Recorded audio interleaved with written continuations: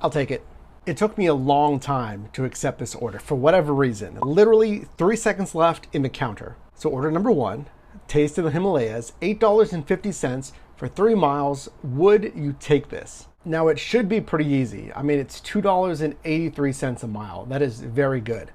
So why did I wait on this one? Think about the orders that you accept. Is there certain segments of your marketplace where it gives you pause? You're like, I don't really want to deliver there.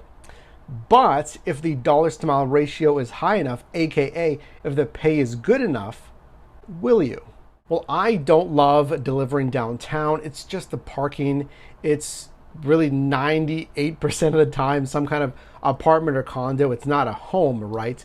And for this one, yeah, it gave me pause, but check it out. It actually paid off. This stacked order, Luna Grill, which was on the way, it's only an additional 0.7 miles, paid $9.75.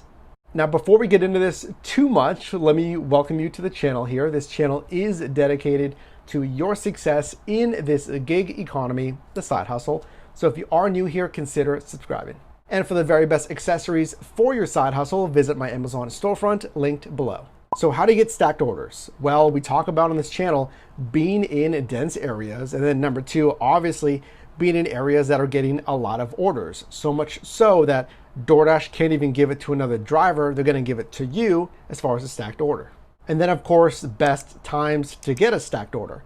Well, we're not going to reinvent the wheel here. It's typically breakfast, lunch, and dinner. Now, your miles may vary. This is why you have to understand a bit of your own marketplace. But let's venture downtown and complete these stacked orders. Now, if you do finish that order outside of your scheduled marketplace, this is something that we're talking about more and more.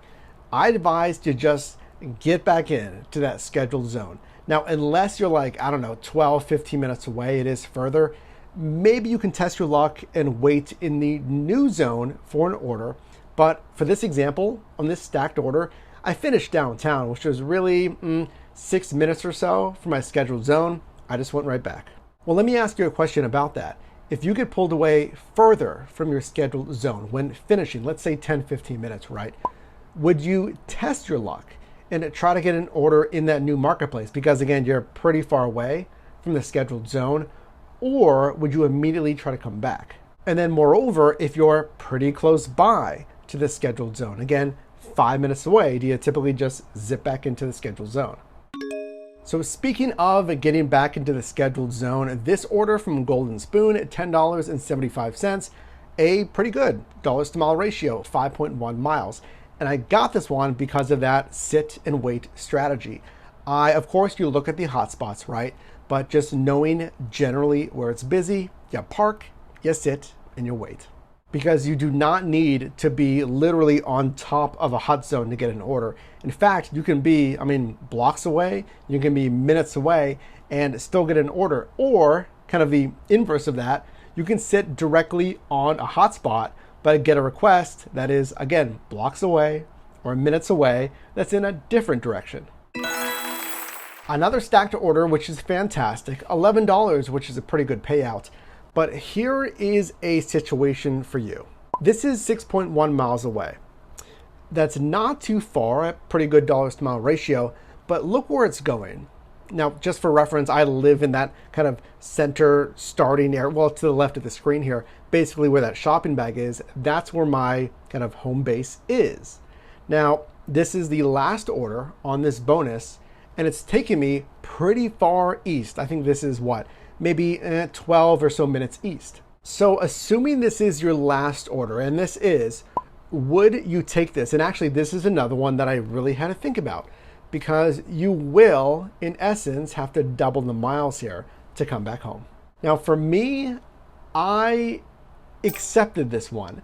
Now, that was really based on just cash flow. I didn't really mind the longer miles because remember, the last one, it was a stacked order. It was just 0.7 miles.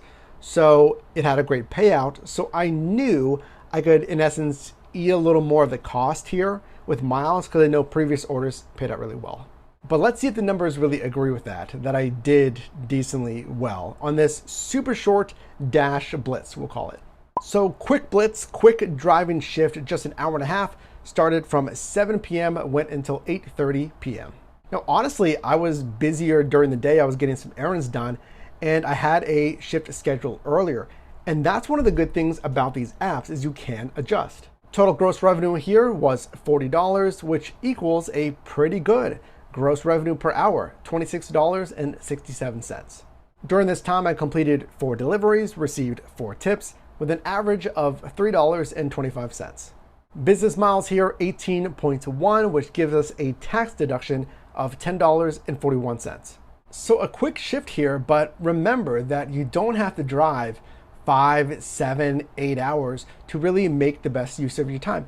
Maybe, again, you're busy, you're running errands, and that's part of the flexibility that I really love in this gig economy. So if you're out there and you have a short shift, again, 2 hours or so scheduled, or even if you just use the Dash Now feature for a little bit, still follow the best practices to make the most money possible. So let me know your thoughts down below in the comments on this shift and how you best utilize your time on these short shifts. If you got value in this video, definitely leave a like, and you can also click or tap the screen now for my most recent video, as well as a video recommended for you, and I'll see you in the next one.